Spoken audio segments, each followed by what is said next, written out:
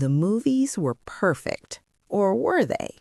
For 2 decades, we thought 8 films were the definitive way to experience the wizarding world.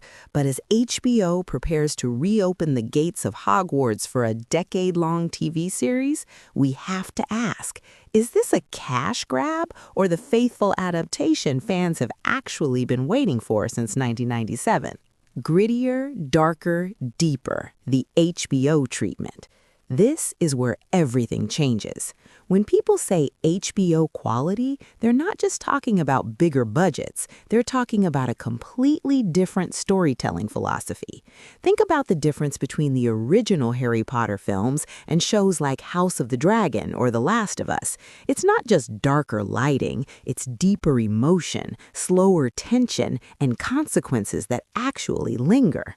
The films, as iconic as they are, often had to compress massive storylines into a couple of hours. That meant a lot of the political complexity, especially in the later books, was either simplified or completely cut.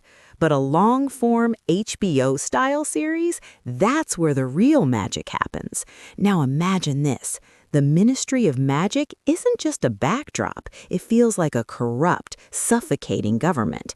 The rise of Voldemort plays out like a political thriller, not just a battle of good versus evil. Hogwarts becomes less of a whimsical school and more of a pressure cooker where fear and paranoia slowly take over.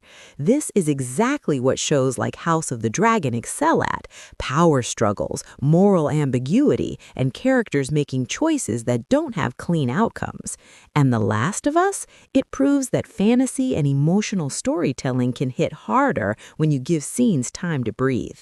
With that same treatment, moments we barely felt in the films could become devastating. The psychological weight of Harry's connection to Voldemort, the internal conflict within characters like Snape, the true cost of war on students, teachers, and the wizarding world, and most importantly, tone.